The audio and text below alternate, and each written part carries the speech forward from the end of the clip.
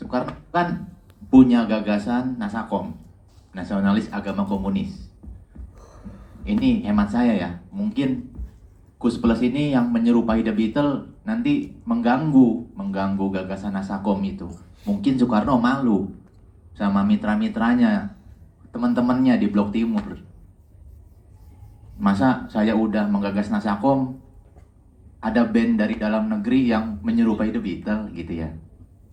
Oke, ketika dia dilarang ke luar negeri, apakah selama pentas di dalam negeri itu difasilitasi sama pemerintahan Soekarno? Karena memang Soekarno di dalam negeri juga memanfaatkan Kus Bersaudara sebagai pemersatu bangsa. Jadi pertanyaan saya adalah selama selama Orde Lama ketika dia dilarang ke luar negeri, apakah selama pentas di dalam negeri itu difasilitasi oleh pemerintah Orde Lama? Itu pertanyaan saya pertama. Saya boleh nanya lagi? Boleh silakan lanjutin. Kita tumpuk semua Ya, pertanyaan. itu satu. Dua. Nah, ini kan tadi udah memasuki Orde Baru. Kekuasaan berganti. Di Orde Baru itu kan nilai-nilai Barat diizinkan lagi masuk. Ya, ada catatan Ciboy dulu. Film catatan Ciboy kan juga nilai-nilai dari Barat. Pemuda Amerika ya, pemuda Indonesia yang studi di Amerika gitu ya, pemuda Sunda. Nah, itu berjalan juga sama lagu-lagu Kus Bersaudara yang cinta-cintaan itu. Why Do You Love Me itu kan Orde Baru. Gitu kan? Nah, pertanyaan saya ketika udah Orde Baru, ada privilege nggak dari pemerintah Orde Baru? Dari Pak Soeharto itu? Misalnya pentas-pentasnya juga sama didanain atau gimana gitu. Jadi pertanyaan saya itu. Ada privilege apa yang didapatkan Kus Bersaudara dari pemerintah Orde Baru? Apakah boleh lagu cinta-cintaan lagi atau apa? Atau ada yang lain gitu ya? Itu satu. Boleh nanya lagi, Mbak?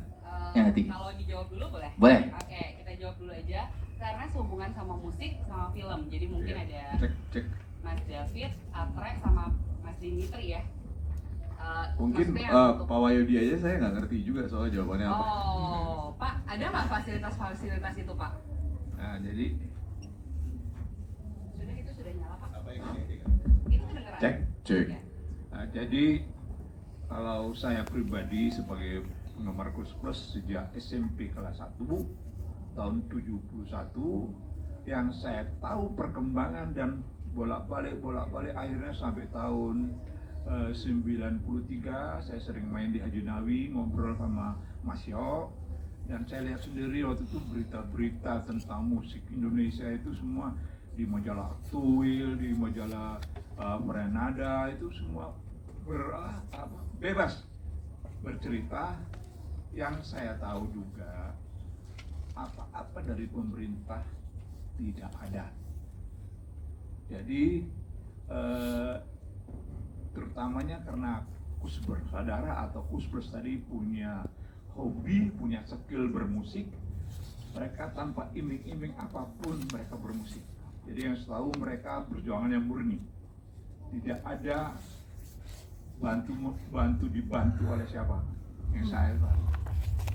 Jadi saya salut belakang akhirnya kemari saya pengen ketemu dengan Mas Yo, tapi memang sudah lama kami ketemu.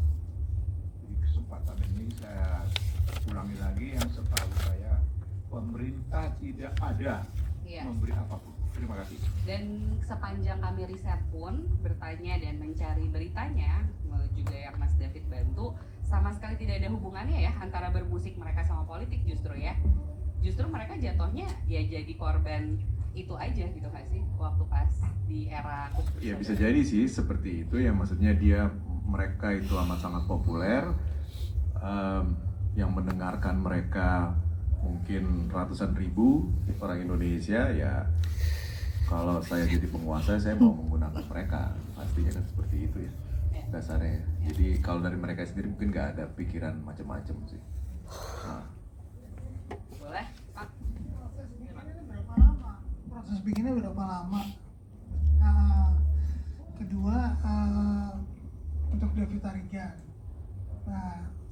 ini yang sekelas Kus Plus tuh kira-kira siapa? Wow. Nanti abis ini ada headline di majalah musik. Viral. Dan tadi kan menentukan. The next. Kalau berapa lama prosesnya? Aku sama Atre kita mulai kenalan sama Om Yok itu April 2023. April 2023 niatnya baru mau kenalan karena beliau kebetulan adalah ayah dari kawan kami yaitu Mbak Sari Kuswoyo. Ketika berkenalan terus aku menyampaikan minat bahwa Om boleh nggak kami itu tiap hari mau main ke sini bawa kamera dan kami ingin sekali mendengar perspektif hidup dari Om. Jadi dimulainya tuh dari situ. Dan saat itu Om Yok cuma bilang merenung cukup panjang. Dia bilang boleh tapi hari ini. Kalau hari ini saya mau. Kalau besok saya tidak tahu karena saya belum tahu besok aku masih hidup atau tidak. Kira-kira gitu. Jadi sejak hari itu gimana Tre? Kita mutusin buat Mungkin agak menarik ke belakang dulu kali ya, maksudnya ketika Mbak Sari pertama kali bilang gue mau nih mengabadikan bapak gue ke dalam sebuah karya karena sebelum semuanya terlambat sebagai member terakhir Kus Bersaudara gitu. Ada concern itu dari Mbak Sari, tapi Mbak Sari juga mewanti-wanti bahwa bapak gue tuh member paling eksentrik ya, kayak dia kalau misalnya ogah iya jadi lu harus pelan-pelan gitu. Makanya aku sama Kalinda awalnya yang oke, kita kenalan dulu kali ya gitu, seperti yang diceritakan sama Mbak Sari. Yang agak mengejutkan adalah ketika perkenalan pertama kita langsung bilang harus sekarang. iya sekarang gitu, harus syuting sekarang karena mungkin besok saya sudah tidak ada gitu. Itu yang membuat kita akhirnya memberanikan diri, nekat sih agak nekat, langsung memulai day 1 syuting tanpa tahu ini akan jadi apa. Itu belum ada question list, belum terlalu banyak meriset, belum terlalu banyak baca-baca, dan sebagai generasi milenial, aku Gen Z. Aku kebetulan sama umurnya sama kalian. oh gitu, ya udah aku juga deh, nggak bisa. Nggak, maksudnya sebagai generasi milenial tuh aku merasa bahwa Kus Plus tuh legenda gitu kan, tapi tidak terlalu mengenal karya-karyanya gitu, hanya mungkin mendengar dari orang tua atau kakek nenek yang sering memutar gitu. Jadi yang ada di kepala aku ketika datang ke Nawi pertama kali adalah wah, ketemu sosok besar gitu yang menurutku tuh di mataku raksasa sekali gitu, walaupun belum tahu apa-apa tapi tahulah karya-karyanya gitu.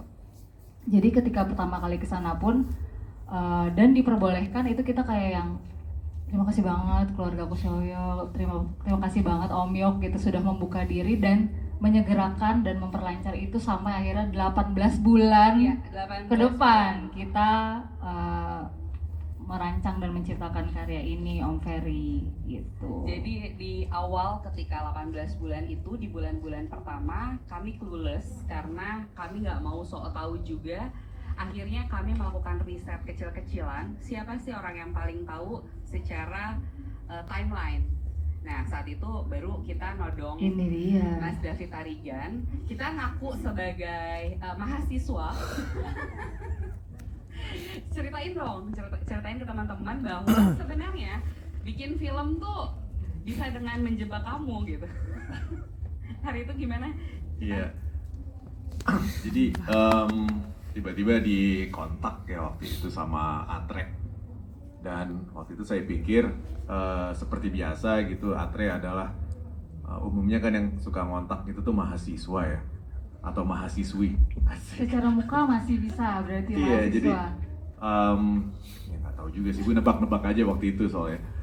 Jadi dia bilang mau bikin dokumenter tentang Yok Kuswoyo, ingin ngobrol-ngobrol dulu ya, dan ya akhirnya kita ketemuan gitu. Dan waktu ketemuan nggak tampangnya berdua sama Linda, jadi ini kayaknya bukan mahasiswa nih.